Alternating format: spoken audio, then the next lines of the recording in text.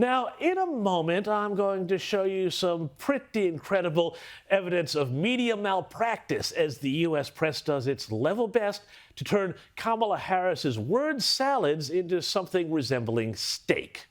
But first, speaking of word salads, it's incumbent on all of us to remember that, yes, Joe Biden, I know, Joe Biden is still the President of the United States. So, let's check in on the man, hey, and see how he's going. That bill I got passed and said that Biden couldn't do it, guess what? $1.3 trillion over 10 years.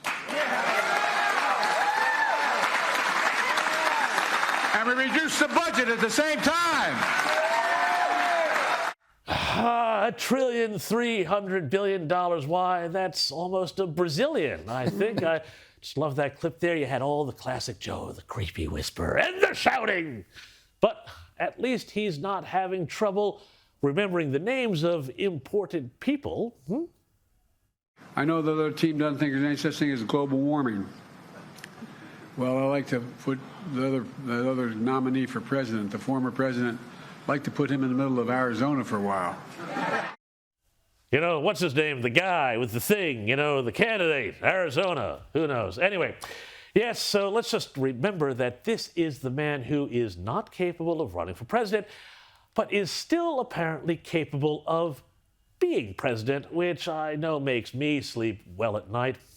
So anyway, let's get on to Kamala Harris, shall we? Now, we have, over the past several weeks, been part of a remarkable campaign to remake Kamala Harris from a joke to a sort of revolutionary, transformative figure who will turn the page, as she constantly reminds us, unburdened by what has been.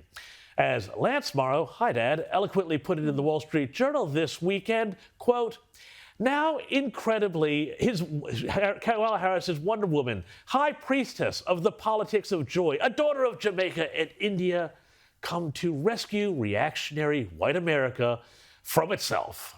The Democrats in a few short weeks have mustered their own cult of personality around Ms. Harris, transfiguring the erstwhile hack into a world historical heroine, unquote. And yep, that's about it, but none of this would be possible without the media, which once upon a time wrote disparaging stories about her, but which has now, like state media in a place like Russia or communist China, reversed course to support the new presumptive dear leader.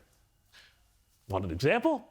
Well, here's the Washington Post, the democracy dies in darkness guys. In 2021, they said, a Kamala Harris staff exodus reignites questions about her leadership style and her future ambitions. And here's the same newspaper, the Washington Post, this past weekend. Kamala Harris ran her office like a prosecutor. Not everyone liked that. Now, here's what the Post wrote in 2021, quote, staffers who worked for Harris before she was vice president said one consistent problem was that Harris would refuse to wade into briefing materials prepared by staff members and then berate employees when she appeared unprepared, unquote. Okay, that's 2021. But what are they writing now? Not that Kamala Harris, a woman who went to a third-tier law school and failed the California bar, wasn't doing the reading. No. The problem with Kamala Harris now is she just works too hard. And any criticism?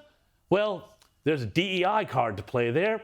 Because as the Post writes, quote, the staff churn has spawned accusations of mismanagement by the vice president, but many Harris allies say that critique is overblown and sometimes rooted, you knew this was coming, in her gender and race, unquote.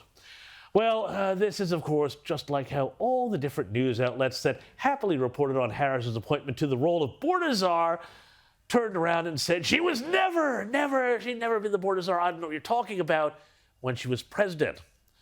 Of course, there is another reason why the press isn't looking too hard at what Harris actually stands for. Many of her ideas are simply plain bonkers.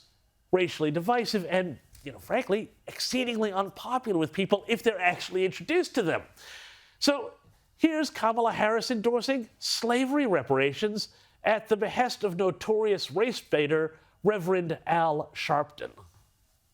But in the area of reparations for descendants of Africans enslaved, if you elected president, would you sign that bill if it came across your desk? When I am elected president, I will sign that bill.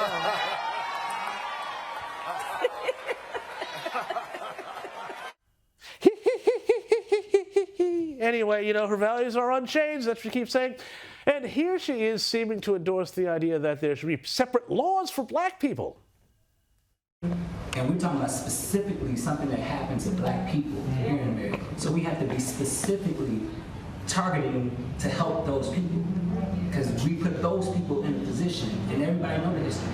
Yeah. Everybody understands the history of America. That's right. America, you did this to these people. You should write laws for these people. Don't group us in with everybody, because everybody didn't happen to everybody. But let's be fair. We playing from behind the eight ball. We way back there, 400 years back there. We're not asking y'all to give us nothing. We actually write the law. Those of us who are willing and able to do the work, will do the work. That's right. That's what we need. That's right. That's right, indeed. And here she is talking about free speech, or actually why we need less of it. And will put the Department of Justice of the United States back in the business of justice. We will double the Civil Rights Division and direct law enforcement to counter this extremism.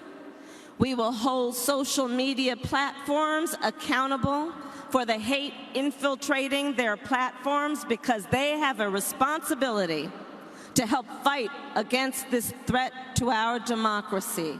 Ah, yes, our democracy, because we all know that anything that goes against the narrative of the left is misinformation and hate, and anything is defensible in defense of, as she loves to put it, and the whole left loves to put it, our democracy. Which is why the media is spreading so much misinformation right now to cover up for its own favorite dear leader. Candidate.